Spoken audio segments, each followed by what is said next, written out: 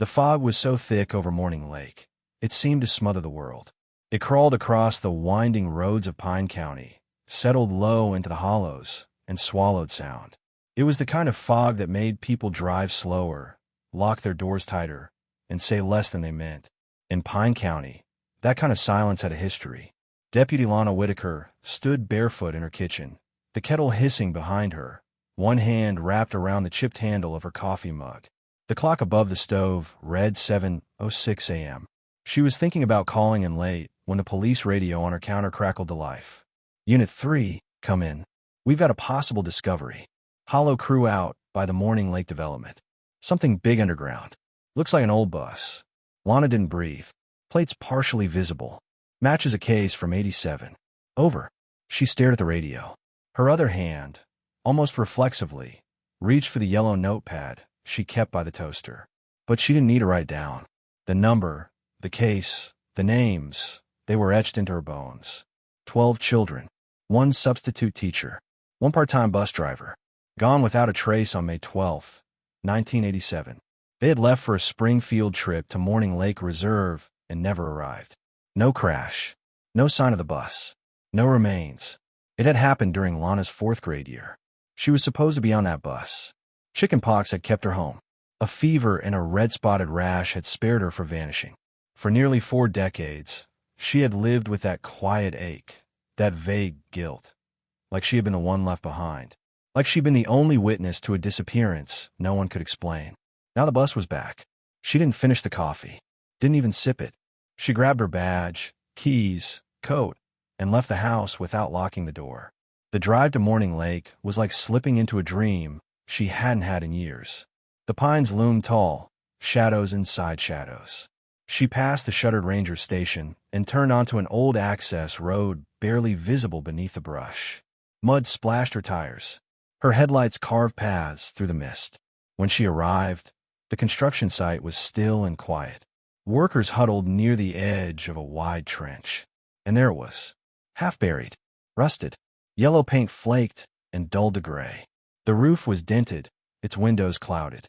Its front end had caved in slightly, like the woods themselves had tried to crush it, to bury the memory for good.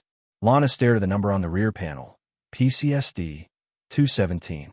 It was Bus 217. A ghost returned from the grave. But where were its passengers? She stepped closer, boots sinking into the wet soil. The bus was empty. Lana hesitated at the threshold of the bus.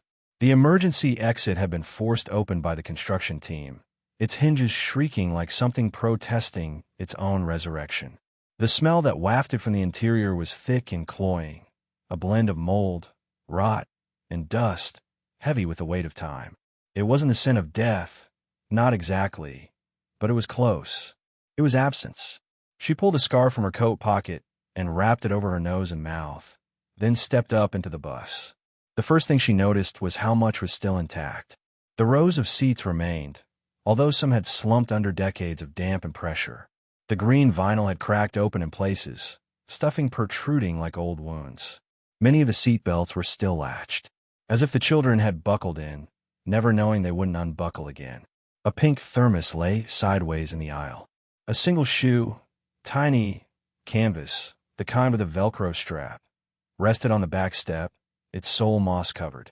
But there were no remains, no bodies, not even bones. Lana swallowed against the dryness in her throat. It was the silence that did it, the kind of silence that felt too deliberate. This wasn't just a forgotten wreck. It felt staged, preserved. Her boots creaked as she moved forward, each step sending vibrations through the warped floor. And then she saw it, taped to the dashboard, beneath a sun-bleached collection of faded stickers, frogs, stars, and smiling apples, was a sheet of wide-ruled paper. It had yellowed with age, but was still legible. A class list, written in loopy cursive. The title at the top read, Miss Kellerman's 4th grade, Alcree trip. 12 names. Lana recognized nearly all of them. She had gone to school with them.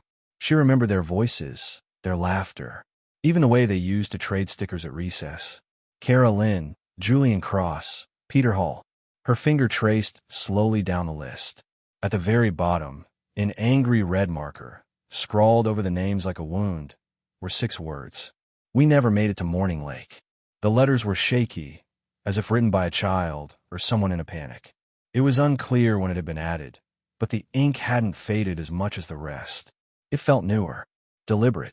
She backed away, bumping into a seat, nearly stumbling. A coldness prickled the back of her neck. Someone had been here long, after the bus vanished. Someone had come back. Lana exited into the fog, blinking against the sudden light. She drew in a long, shuddering breath. Somewhere beyond the trees, a bird called out, a hollow, sharp cry that echoed like a warning. She turned to the site foreman. "Seal it off," she said. Her voice barely carried. "No one touches anything until I say so." And then she looked back at the bus, its dark interior framed by pine and mist. The children had never made it to Morning Lake, but someone had survived long enough to remember. The old Pine County Records building had always felt like a place the world forgot. The paint on the walls peeled like shedding bark, and the scent of mildew hung stubbornly beneath layers of lemon-scented disinfectant. Ceiling fans spun with a sluggish determination overhead, stirring the stale air, but never really moving it. Lana stood at the counter, fingers tapping a soft rhythm on the wood. Her boots were still streaked with mud from the dig site. In her other hand, she clutched a cup of vending machine coffee that had gone cold 3 sips ago. The clerk, a quiet man named Donnelly who always smelled like paper and pipe tobacco, returned from the back room, carrying a large archival box with both hands like it might collapse if not cradled just right. "Field Trip 5, May 12th, 1987, he said, setting it down gently. "Sealed after 7 years. No updates since." His voice lowered. "Until today." Lana nodded and carried the box to one of the side desks. She opened it slowly, like something might leap out. Not a ghost, perhaps, but something heavier. Memory. Grief. Truth. Inside were reports typed on a manual typewriter, faded Polaroids of the missing children, hand-drawn maps of the intended route to Morning Lake, and a slim file labeled, "Personnel." She flipped through it. Colin read. The driver. 29 years old at the time. No spouse. No children. No formal background check. Just a summer hire through a third-party transit contractor. He passed a local DMV record check, but that was it. The last known address listed for him had been a P.O. box. He disappeared the same day as the bus. She turned to the next entry. Miss Kellerman, the regular homeroom teacher, had fallen ill that week.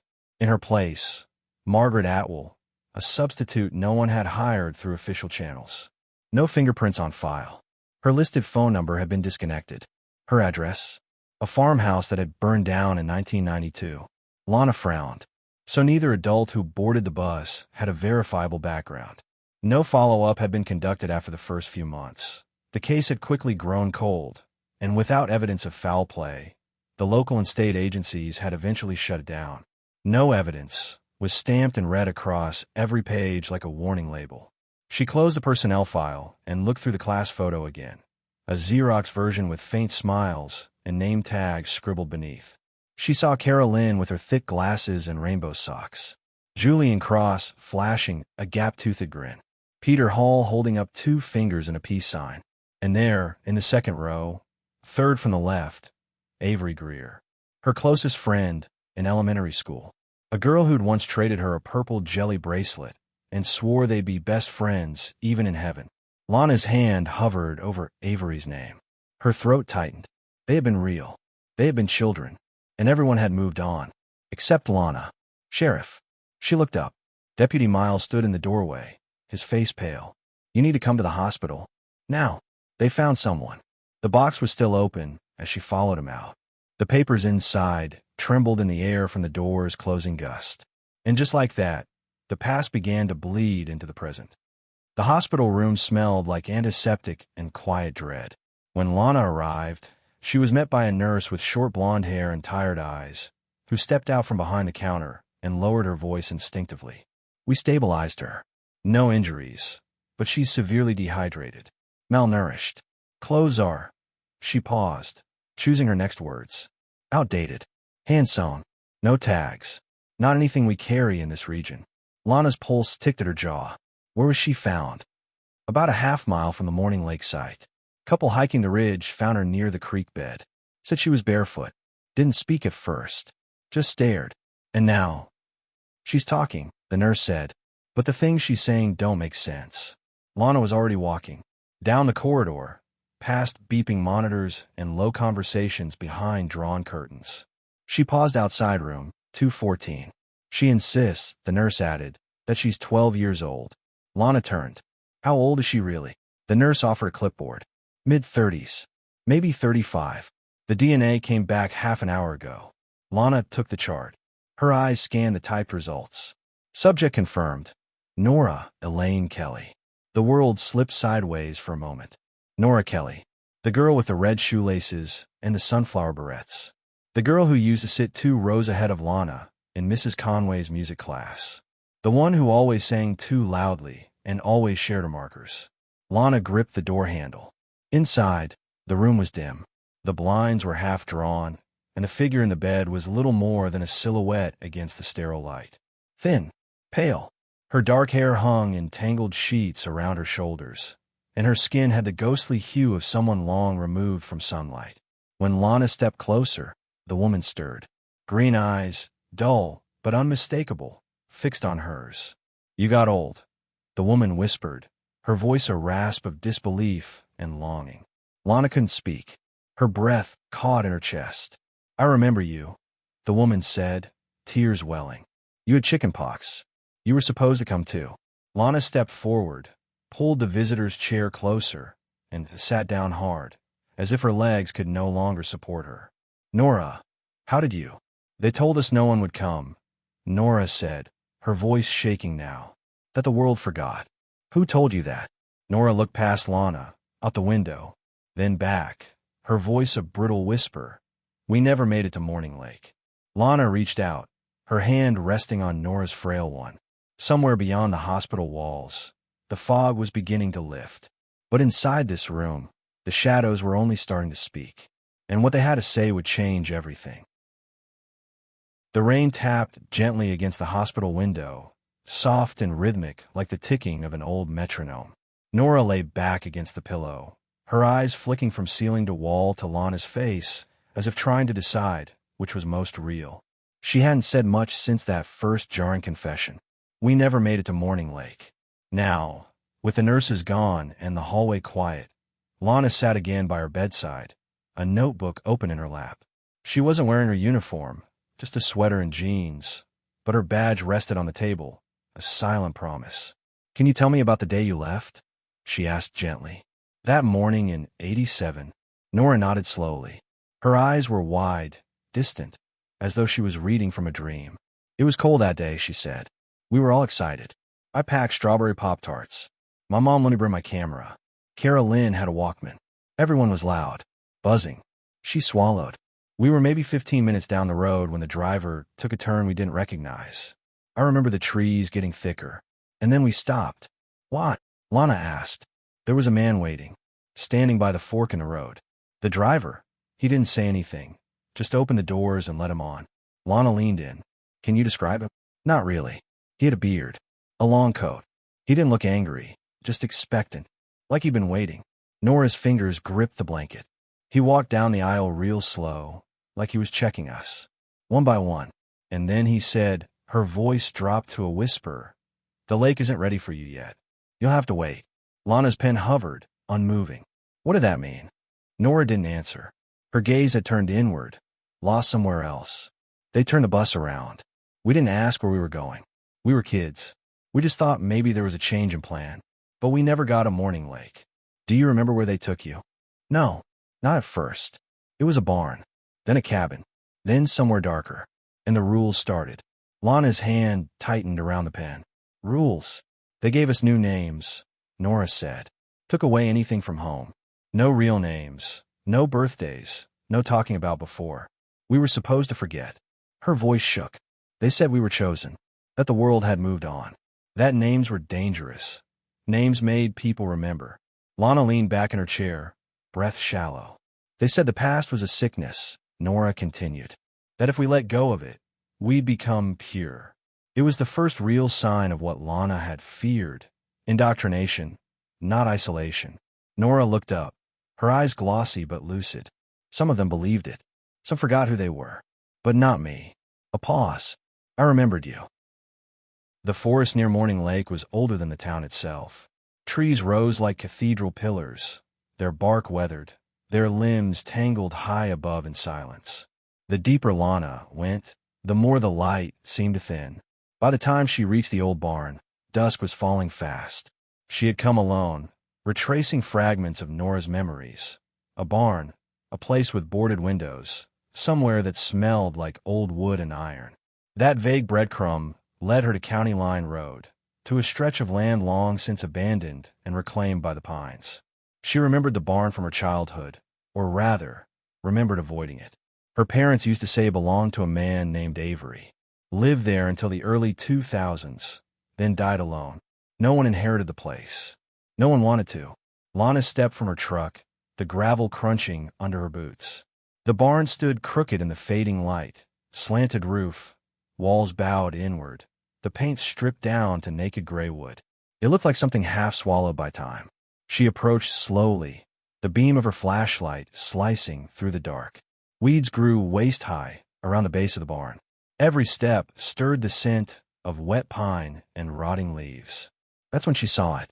A glint. Something pale and glossy caught the light, nestled in the bramble beneath a collapsed beam. She crouched, sweeping away the grass and brittle vines. It was a bracelet, plastic, faded purple, the kind kids wore in the 80s and 90s, often personalized with blocky beads or permanent marker. This one had a name, etched in shaky, smudged letters, KMY. Lana's breath hitched. Kimmy Brandt, age 10, the quiet girl who loved cartoons and carried a notebook full of dinosaur drawings. She used to doodle her name on everything. On her desk, on her lunch bag, on her backpack straps. Lana turned the bracelet over in her gloved hands. It was cracked in one place, frayed where the elastic had snapped, but it was unmistakable. This wasn't a relic from just any child. It was Kimmy's. And it was here, not on a bus, not on some trail lost in nature. Here, beside a barn connected to a man no one had seen in decades. This wasn't disappearance. It was captivity. Lana stood slowly, her pulse thudding against her collar. The bracelet felt heavier than plastic, heavier than bone.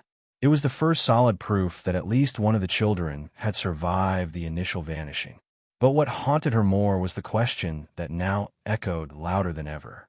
If Kimmy had been here, where'd she gone next? And more urgently, was she still alive? The dig site had changed overnight. After Lana's order to lock it down, the State Preservation Unit arrived with ground scanners, cataloging gear, and quiet, careful voices. The bus had been unearthed fully now, resting in a bed of red clay and tangled roots. It looked worse in the daylight, its windows gaping, its body sunken and warped like something underwater too long. Lana stood beside the emergency exit, arms crossed, jaw tight. The air had turned colder again, or maybe just felt that way. Sheriff called one of the forensic techs, a tall man in his 40s with square glasses and a windbreaker that said State Historical Recovery. He held up a sealed evidence bag. "You're going to want to see this." Lana walked over, her boots squelching in the mud. Inside the pouch was a photograph. Color, curled at the corners. The image had held up strangely well, considering the decades underground. Slightly dusty, but not aged in the way everything else had been. It showed a group of children, maybe 8 or 9, standing in front of what looked like a wooden building. A lodge or a barn. The siding was dark and weathered. The windows were boarded. The children weren't smiling. They weren't crying either. Just blank. Expressionless. Their clothes were strange. Mismatched. Faded. Not school attire. Some wore coats too big. Some were barefoot. Lana's eyes scanned the faces. She knew them. Not just from the case files, but from memory. Julian. Kara. Micah. And in the middle, green eyes dulled, mouth slightly parted, Nora. She was maybe 10 or 11 in the photo, thinner than Lana remembered, hair longer, parted unevenly. But it was her. Unmistakable. Behind them, in the shadows of the doorway, stood a tall man. His face was half obscured by a wide-brimmed hat. A beard was visible, as was part of a long coat. His hands rested at his sides, unmoving. The man from Nora's memories. The one who said the lake wasn't ready. Lana flipped the photo over. On the back, scrawled in sharp ink, The Chosen. Year 2. No date. No location. Her breath caught. Year 2. That meant they'd been alive, not just for days or weeks, but for years. Together. Somewhere no one had found. She didn't wait. At the hospital, Nora sat up as Lana entered. Her face looked a little less gaunt. The color slightly returned to her cheeks. She blinked at the photo Lana handed her. Her hands trembled. This, she whispered. This was taken after the first winter. You recognize the place? Nora nodded slowly. They made us take these. Every season. To show we were progressing. Who made you? Nora looked up. Her voice was paper thin. Mr. Avery, she said. And someone worse. The trail to the ruined lodge wound through thickets of thorns and tangled underbrush, as if the forest itself had tried to reclaim what had once been taken from it. Lana moved carefully, her flashlight casting long shadows as evening settled over the pines. This was the place in the photo. She was sure of it. The building in the background, the jagged roofline, the warped boards, it all matched. The door creaked when she pushed it open. Inside, the air was thick. The musty stench of rot and rust rolled out in waves, clinging to the walls like a memory that refused to fade. Broken furniture was strewn across the floor. Scattered bones of wood and plaster littered the corners like skeletons of forgotten lives. And then she saw them. Names. Carved into the far wall. Some shallow. Others dug deep into the grain with rage or desperation. Dozens of them. First names, nicknames, strange new titles. Kimmy. Marcy. Elijah, crossed out. Caleb. Sam ? J.N. Nora. Nora. That one was carved 3 times. Below the names, scratched in fainter script, we must not forget. Her breath caught. She moved deeper into the building, stepping over collapsed beams. Something metal glinted from beneath an overturned table. Lana crouched, and pride opened the rusted lid of a metal box. Inside were photos. Polaroids. Not posed like the previous image, but candid. Covert. Some children were asleep, others eating. One stared directly at the lens, crying in a corner. The photos felt wrong, like they weren't taken for memory, but for record keeping. Each had a name on the back. Not their real names. Dove. Glory. Silence. Obedience. Not children. Labels. A chill slid down her spine. One final photo stopped her cold. A girl standing near a tree, her face turned away, but on her wrist, unmistakable, was a purple bracelet. The same bracelet Lana had found near the barn. Kimmy. On the back, written in red marker. Disobeyed. Suddenly, the floor above creaked. Lana stood quickly, flashlight sweeping the shadows. Then, softly, a voice. You're not like them. She spun, heart thudding. At the top of the stairwell stood a boy. Thin, pale, barefoot, maybe 10 years old. His hair hung, an uneven strand across his forehead. Dirt smeared his cheek. She lowered the flashlight beam. Who are you? She asked softly. He hesitated. They call me Jonah, but that wasn't my name. Lana took a step forward. Do you remember your real name? He shook his head. They took it. Said we weren't allowed. Said names made people remember the outside. That remembering was a sin. Lana crouched slightly, voice gentle. Are you alone here? Jonah looked toward the wall behind a rusted bunk bed. No. She followed his gaze. Etched into the floorboards, burned into the wood like a brand, were more names. Dozens of them. Some scratched out. Some circled. Below them, a phrase had been written in ink so dark it bled. Room 6 is sealed. Lana's skin prickled. She looked back at the boy. Do you know what that means? Jonah's voice was barely a whisper. That's where they put the ones who couldn't forget. Jonah sat on the hospital bed like he didn't trust it. His knees were drawn up, fingers clutching a fleece blanket the nurses had offered him, though he hadn't said thank you. He barely spoke at all. His eyes darted around the room like he expected someone to come for him.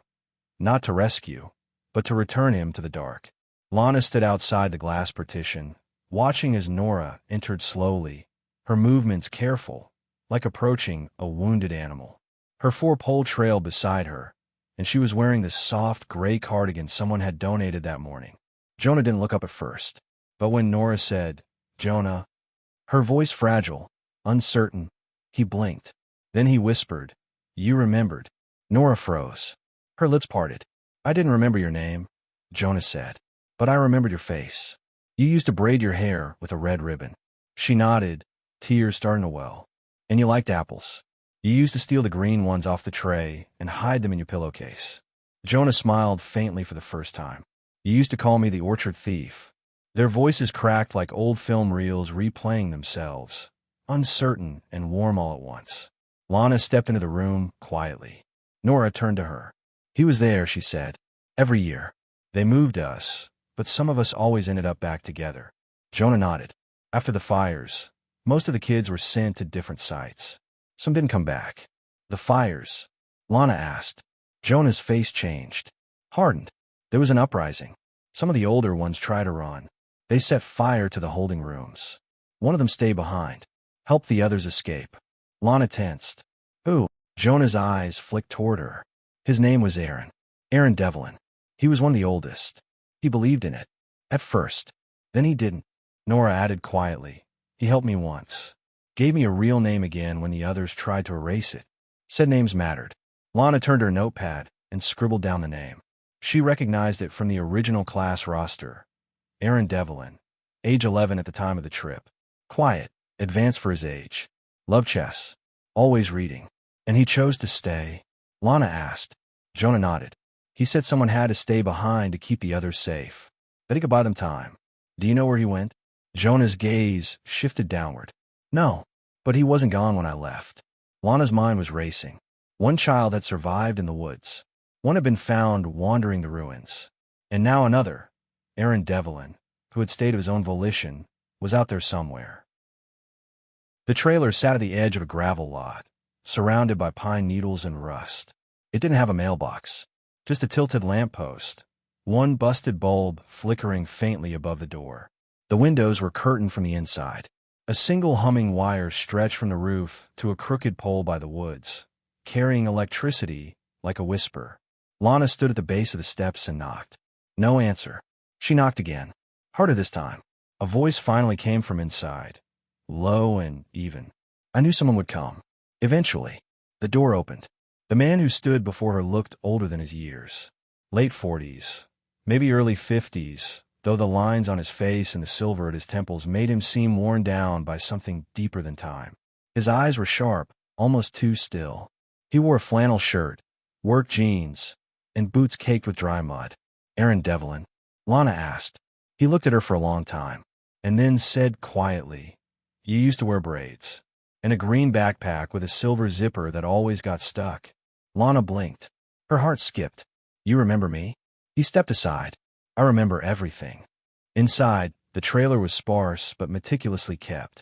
Books lined homemade shelves, titles on psychology, group behavior, trauma theory.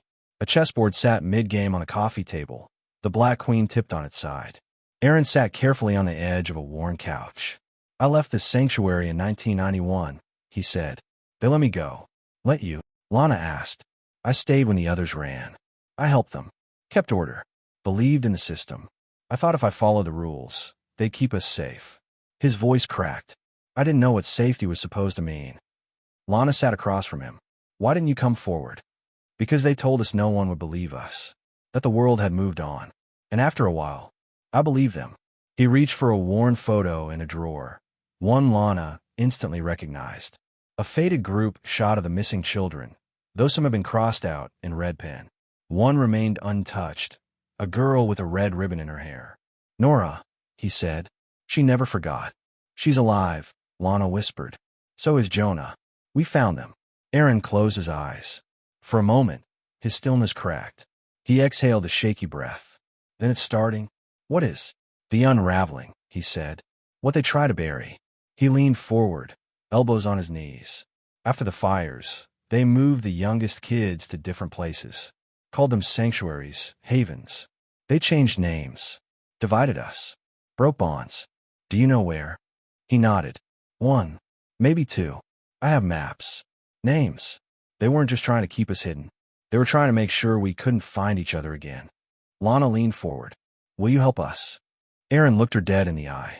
I didn't come forward, he said, but I never stopped listening. And now that you've come, I'm done staying quiet. The steel door groaned as it gave way. It had taken over an hour to pry open the corroded hatch Aaron had marked on his map. a camouflage slab of metal buried beneath years of moss and stone, tucked beneath the roots of a lightning-struck cedar. They needed a jack, a crowbar, and 3 sets of steady hands. But now the entrance lay open like a wound. Cold, stale air poured out of the tunnel, a bitter draft that smelled of wet stone, rust, and something fainter, something sweet, like overripe fruit left too long in the dark. Lana stepped down the ladder first, her flashlight beam slicing through the shadows. Behind her, Deputy Morales followed with a camera and gloves. The shaft curved into a long, reinforced corridor, the walls cement gray and sweating with condensation. Every few feet, the concrete was marred with strange tally marks, scratches, or crude symbols. The hallway ended at a heavy wooden door, reinforced with crossbars. Above it, nailed at a crooked angle, hung a black plaque with a single word engraved in block letters. Garden. Lana turned to Aaron, who stood just outside the threshold, refusing to step in. This was where they took the ones who couldn't forget, he said. The ones who asked too many questions. Memory erasure? Lana asked, her voice quiet. He nodded. They didn't call it that. They called it clearing. Said names were infections. That if you sat in the garden long enough, the past would rot and fall away. Lana pushed open the door. The room beyond was windowless, the ceiling low. Sound barely moved. No furniture, no fixtures, just bare concrete and silence that pressed against the skull. The air was still, like it hadn't been disturbed in decades. But the walls, they were covered in markings, not just names, but tallies. Thousands of them, scratched in rows like obsessive counting. Some overlapped. Some were deeply gouged. Others were so faint they looked like they'd been traced with shaking fingers. And in the far corner, partially buried under broken plaster and dust, something caught the light. Lana knelt and brushed it free. A portable recorder, the kind used by journalists. Its buttons were crusted with grime, the plastic casing scuffed and cracked. But it was intact. Taped to the back was a note, faded but still legible. For the ones who remember. She slipped it into an evidence bag, her hands trembling. Back at the station, the tech team worked carefully to restore the tape. It was too delicate for multiple plays. They'd get one clean shot at it. Lana sat alone in her office as the rain started to fall outside, tapping like soft fingers on the window. She pressed play. Static. Then, a girl's voice. Small.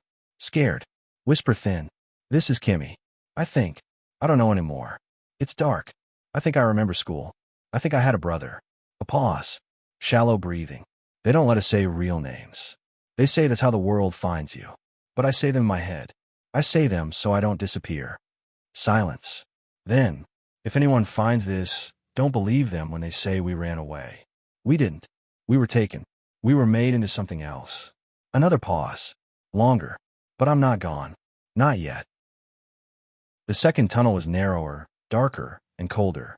It branched off from the original shaft leading to the garden, barely visible behind a collapsed partition. The entrance had been concealed behind a false wall. It seems masked with aged cement and dust. If not for Aaron's memory and Kimmy's voice on the recorder, Lana might never have noticed it. They broke through just after dawn, the concrete giving way to a deeper corridor lined in old wood and rusting metal. The air grew damp, heavier, and then they heard it. Not a voice this time, but a movement, soft, deliberate, like a shuffle or scrape. Lana raised her flashlight. Hello. Her voice echoed, swallowed quickly by the dark. At the end of the corridor was a wooden door. Lana knocked once. Silence. Then a rasp. A voice, trembling and thin. Is it okay to speak again? Lana's chest tightened. My name is Lana Calder. I'm the sheriff. You're safe now. A long pause. The door creaked as it opened a few inches, slowly, cautiously. Inside, crouched beneath layers of tattered blankets, was a woman, though her frame was thin as a child's. Her skin was almost translucent, her face hollowed by years of shadow. Her eyes blinked against the light, wide and wary. In her lap, she held something, a leather-bound notebook, cracked at the spine. What's your name? Lana asked gently. The woman hesitated, then whispered, They called me Silence. Lana stepped closer. But that wasn't your real name. Another beat. Then the answer came, quiet and steady. Kimmy. Kimmy Brandt. Lana exhaled slowly, her throat closing. They brought her to the hospital under low light and silence, escorted by 3 deputies and 2 trauma nurses. She didn't resist. She didn't speak much, only clutched the notebook like it held every piece of her that still existed. When Nora saw her, she stood motionless in the doorway. For a second, neither spoke. Then Kimmy whispered, "You had the red ribbon." Nora stepped forward, her face crumpling. "You used to braid it for me."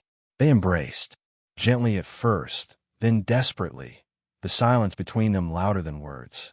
Later, in the recovery room, Kimmy slid the notebook across the table to Lana. Her voice, though raw, had steadied. "They made me keep records, told me to write what they wanted. But I wrote the truth, too, in the margins. In code."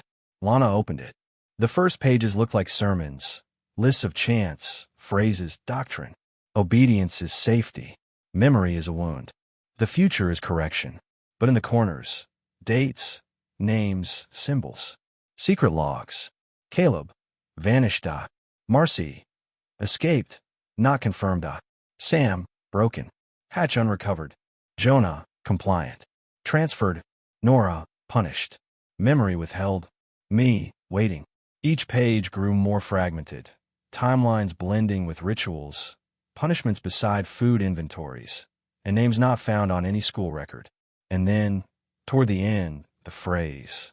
They scattered us. Not all survived, but some did. Some still wait. Not forgotten.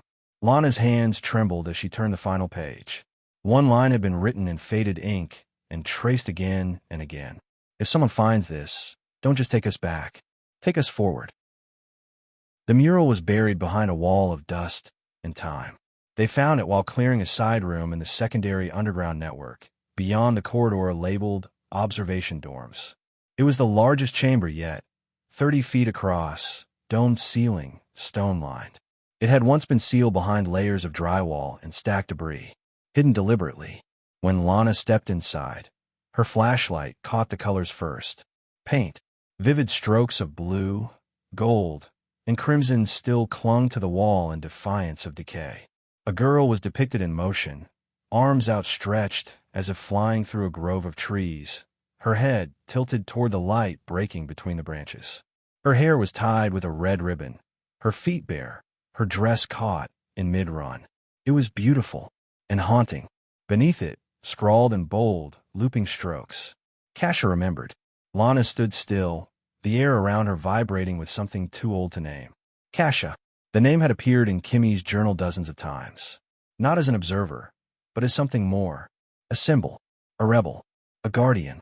On a metal shelf nearby, Lana found a thin composition book, covered in drawings. Birds, trees, broken clocks, figures in blindfolds. One image was repeated over and over. A door half open, light spilling out. Above it, the word, exit. In one drawing, Kasha stood beside a smaller girl with a red ribbon. In another, she was carving names into a wall. In a third, she stood alone, surrounded by tally marks. She never forgot, Kimmy had said softly, when shown the sketches. She was older than us, Nora added. She never believed them. Back at the station, Lana poured through state records again. The name Kasha hadn't appeared in any school documentation, any official survivor interviews, or even family appeals. But one entry caught her eye. Jane Doe number 19, admitted to a private care facility in Northern California in 1992. Estimated age, 14. No memory of real name. Adopted in 1994 by a local family and renamed. Maya Ellison. Lana stared at the screen. Maya Ellison, owner of Morning Pages, the local used bookstore. Quiet, private, kind to children. Often remembered customers' favorite authors by heart. Lana had spoken to her dozens of times. Borrowed books. Bought field guides. Even once asked her about early cartography records from Pine County. And never once suspected she had lived through the same nightmare. She drove to the shop just before closing. Maya was shelving a stack of books behind the counter, her hair in a loose bun, her glasses slipping down her nose. When she looked up and saw Lana, she smiled politely. "Sheriff, mystery section's been busy this week." Lana approached the counter, heart racing. She pulled a folded photo from her coat, a print of the mural. "Maya," she said gently, "do you know who Kasha is?" For a moment, Maya didn't speak. Her hands paused. Her breath hitched. Then, slowly, she looked up, and her voice cracked. I used to dream about her. I thought she was someone I made up, but maybe she was me.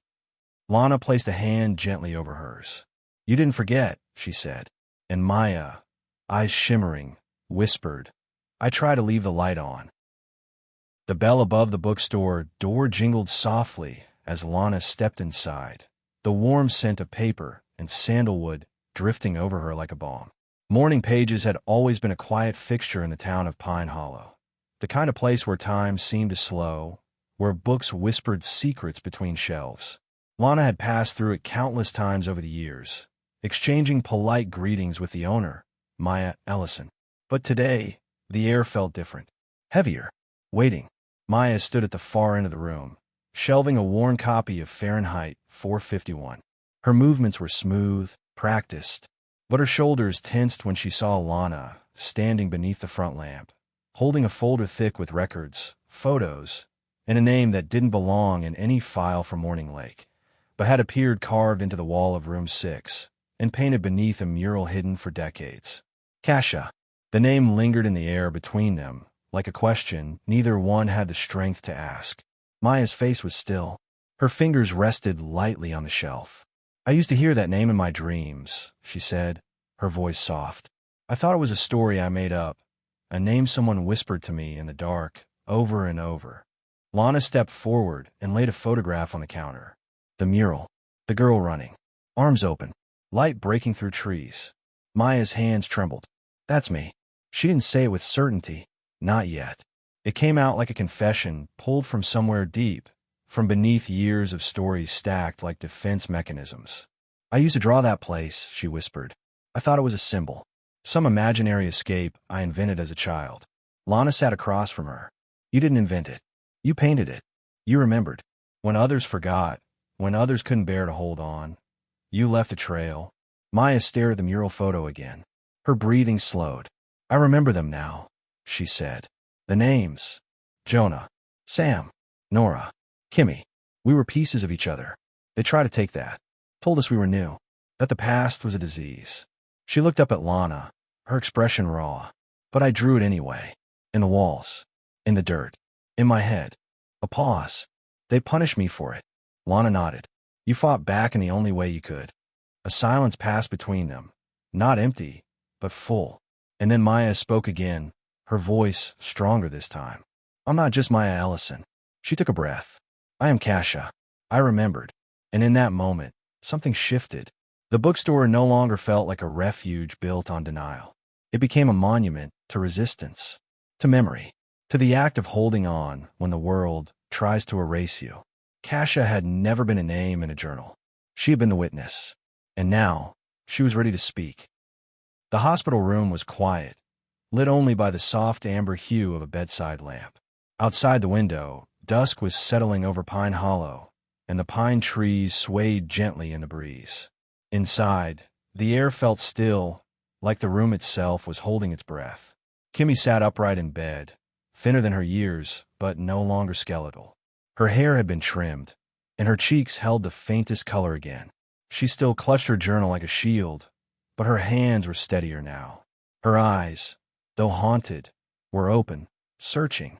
The door creaked. Maya entered slowly. For a long time, they just looked at each other. Two women, once girls, both taken from the world at 10 and 14. One had drawn her rebellion on stone. The other had hidden names in the margins of forced scripture. Both had been broken, but neither destroyed. Kimmy's breath hitched. Maya stepped closer, her voice trembling. You used to hum while we ate, even when we weren't supposed to. And you used to tear your bread in tiny pieces, Kimmy whispered, and give me half. A moment passed. Then they embraced. Not delicately, fiercely. Tears spilled silently as years of silence broke across their shoulders, and what had been stolen, not just time, but truth, found its way back. I thought I made you up, Kimmy said, her voice cracking. I thought I dreamed you just to survive. I tried to leave the light on, Maya murmured into her hair, so someone could find it. A quiet knock broke the moment. Lana entered, followed by a man who lingered at the doorway. Aaron Devlin. He looked older than both of them, though he was only a few years their senior. His eyes held the weight of someone who had watched too much and done too little. But when Kimmy saw him, she nodded once. "You stayed," she said. Aaron's jaw tightened. "I was afraid." "You remembered," Maya added gently. "Even when we couldn't." He stepped forward, slowly. "I didn't deserve to forget," he said, voice low.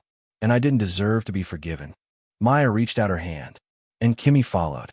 They linked their fingers across the space between beds, between lives. "You don't need to be forgiven," Kimmy said. "You helped the ones who couldn't help themselves." Aaron blinked back tears, his mouth moving silently before he finally said, "You're the reason I never truly left." They stood in that triangle, memory, resistance, and witness, a fragile reunion not born of resolution, but survival. Later, Lana would write in her report that 3 of the Morning Lake children had returned. The map wasn't a map in the traditional sense. It was a code Kimmy had buried in the corners of her journal, masked beneath scribbled verses and repurposed prayers. Lana had spent days piecing it together, cross-referencing phrases like 3 stone trees, the stream that splits, and a strange phrase repeated near the end, Tiestu, beneath the hollow curve. Transfer Station 2. Aaron had heard the term in whispers, a place spoken of like legend. It wasn't for punishment, he'd told Lana. It was for the ones who couldn't be erased and couldn't be controlled. They didn't give up on them. They moved them. At dawn, Lana and a small team of deputies set out, following the dry riverbed north of Morning Lake. Fog clung low as they waded through dense woods, the terrain turning rocky and uneven. And then they saw it. 3 petrified trees standing like sentinels at the crest of a ridge. Below, nestled in the moss-covered earth, was the depression Kimmy had drawn in the margins, a perfect oval in the shape of an old root cellar. They cleared away the brush. Steel glinted beneath. A hatch, heavily rusted, bolted, few shut by time. The engraving on the rim was nearly worn smooth, but the letters were still barely legible. Transfer Station 2. They forced it open with an industrial jack. The hinges shrieked like something resisting the light. A rush of bitter air curled out, old, dry, and tinged with mildew and metal. A concrete shaft descended into darkness. Lana went first. The tunnel beneath was colder than the others, sealed tighter, untouched for longer. It sloped downward for 20 feet before leveling out into a corridor flanked with sealed doors. Each was numbered. Each bore the same emblem, a circle with a single vertical slash through the center. The first room they entered held a line of small desks, 15 of them, child-sized, arranged in a perfect circle, each facing inward toward a glass dome in the floor, cracked but intact. Lana stepped closer and saw that the dome housed a book, locked beneath glass, its pages browned with age. She broke the casing gently and lifted it free. It was a curriculum, typed lessons, handwritten corrections, margins filled with erratic scrawls. The contents grew darker by the page. Obedience is protection. Memory is a threat. Questions are contamination. The past must be pruned. Some pages were marked with stars. Others were torn at the edges. A name appeared repeatedly in the corrections. Kasha, always circled, often crossed out. At the back of the room, shelves held jars of dull pencils, stacks of used workbooks, and faded flashcards with no words, just symbols. In one corner, Lana found a stack of nameplates. She read them aloud under her breath. Glory, patience, second, echo, silence, and, at the very bottom, Kasha, removed. She turned to Aaron, who had followed her in, his eyes wide with old dread. This wasn't education, Lana said. It was programming. Aaron nodded slowly. Preservation, he said. That's what they called it. Not a punishment. Not a prison. Lana turned, scanning the cold, clinical space. It was an eraser. Room 6 had no door, at least, not one anyone would have found. It wasn't marked. It wasn't listed in the blueprints Aaron helped Lana reconstruct from memory. It was hidden behind a bricked-over wall near the end of Transfer Station 2's southern corridor. Only when they removed a cracked panel labeled Storage B and shone a light along the back wall did Lana notice the seam. Faint, uneven, smeared with old plaster. They brought in tools, and behind the stone, they found it. Room 6. The air changed the moment the wall gave way, colder, tighter. The light inside was diffused by floating dust, each beam from Lana's flashlight like a blade through decades of stillness. What lay inside wasn't a cell. It was a memorial. Hundreds of photographs covered the walls. Some pinned, some glued, some tucked into cracks between concrete blocks. They were faded but preserved, rows of children in mismatched uniforms, some kneeling, some standing, some staring directly into the camera with vacant eyes. Others looked just past it, their expressions blurred with exhaustion. None were smiling. Many had names written on the back, not their real ones. Words like obedience, dove, root, watchful, and echo. But some bore scratched-out letters, as if someone had tried to reclaim something already taken. Lana moved to the center of the room, where the ceiling curved into a low dome. There, painted in charcoal and rust-colored ink, was a mural. Not the stylized forest scene from the first mural. This one was raw. A girl was running. Again, but this time her figure was bolder, her feet planted in flames that flickered upward toward a canopy of painted stars. Her arms were wide, not in fear, but in defiance. The outline of a door stood behind her, cracked open just enough to reveal light spilling through. And beneath the mural, in jagged handwriting that covered nearly half the wall, read, Kasia remembered. Kasia did not run. Kasia left the light on. Lana stood frozen, her eyes stinging. She was trying to guide them. She whispered. Aaron stepped beside her, his voice hoarse. We thought she escaped during the fires, that she vanished. But she was here, leaving signals. On the far wall, another inscription.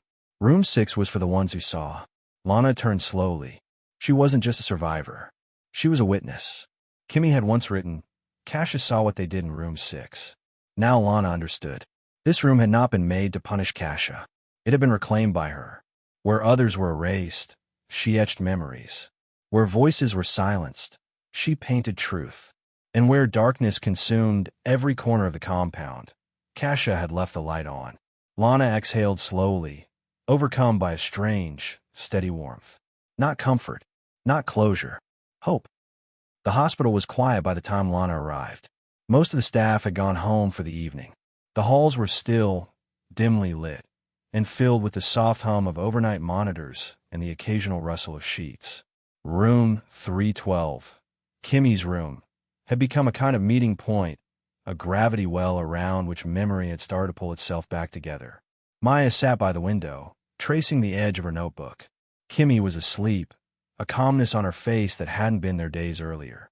Jonah had left for a temporary foster placement, and Nora had been discharged to a quiet cottage on the edge of town. And Aaron? Aaron had vanished again. That is, until Lana returned to her office later that night and found a note tucked under the edge of her desk blotter.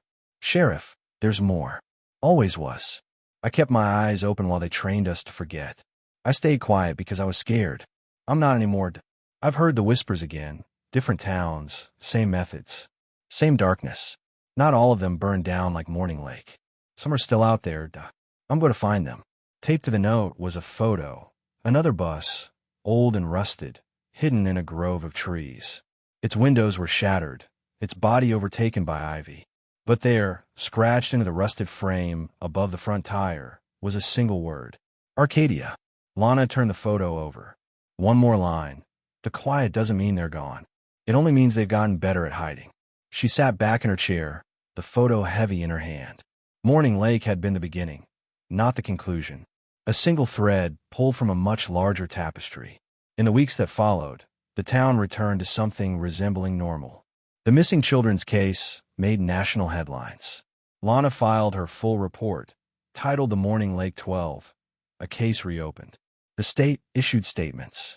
Investigations were opened. Families came forward, some in anger, some in grief, some with questions Lana had no answers to. But amid all the noise, something quiet and profound began to take root. Kimmy, Nora, and Maya started the Kasia Foundation, a name that now lived beyond the journals and murals. It became a safe space for the silenced, the displaced, and the unheard, a place for names that had been taken to be written down again. Lana kept Aaron's note in the top drawer of her desk. She didn't open a new file. Not yet. But at night, when the wind rustled the pines outside her window and the stars shimmered over the lake, she thought about Arcadia. about buses rerouted, buildings hidden, and names lost in the woods. She thought about how many children had never come home, and how many were still waiting. The leaves had just started to turn when Nora stood in the light again, brush in hand. She'd moved to a small art studio in Seattle, a space above a flower shop that smelled of lavender and fresh rain. The walls were bare at first, the canvases blank, but little by little, color began to return to her world. It wasn't just therapy, it was reclamation, a language she'd lost and was now learning to speak again, stroke by stroke. Her first painting was of a girl running through a grove of painted pines, arms wide, light breaking behind her. At the bottom, in delicate script, she painted the words. Kasia left the light on. In Pine Hollow, Kimmy remained close to the lake. She'd chosen solitude, but not silence. Every week, she walked the forest trail where the hatch to Transfer Station 2 had once been. The area had been sealed now, deemed historically sensitive, but that didn't matter to her. She stood beneath the trees and spoke aloud, softly, steadily. Caleb, Marcy, Julian, Elijah, Sam. She spoke the names they weren't allowed to say for decades, names she'd etched into the margins of her journal when all else was forbidden.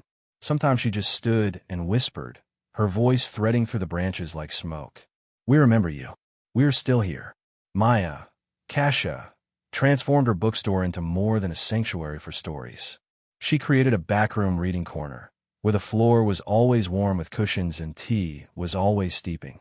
She never asked questions of the kids who wandered in, some from foster homes, some from quiet houses filled with noise no one else could hear. Every Friday, she held story time with Kasia. The name had been her idea, a subtle rebellion against her years in silence. Some children drew, some just listened. A few cried quietly, wrapped in blankets they were never asked to explain. Maya kept a mural behind the register, her own recreation of Room 6 painting. Not every detail matched, but the heart of it was perfect. A girl running through trees, light falling on her face. As for Lana Calder, she remained the steady pulse of Pine Hollow. She didn't speak often about the Morning Lake case. She didn't need to. It lived in the folders in her drawer, in the phone calls she still received, and in the photograph she now kept by her desk. Nora, Kimmy, Maya, and Jonah, standing together in a patch of filtered sunlight. Every so often, a new lead would surface. A rumor of a child without a past. A school record with mismatched dates. A dream described in too much detail. And Lana would pack a small bag, grab her coat, and go. She never said goodbye. She only left a note behind. For the ones still waiting. Because memory was a kind of justice. And names, once spoken again, had the power to bring the lost home. Please like this video, subscribe to the channel, and let us know in the comments where you're tuning in from. Your support helps us create more deep and gripping stories just for you. There's more to come.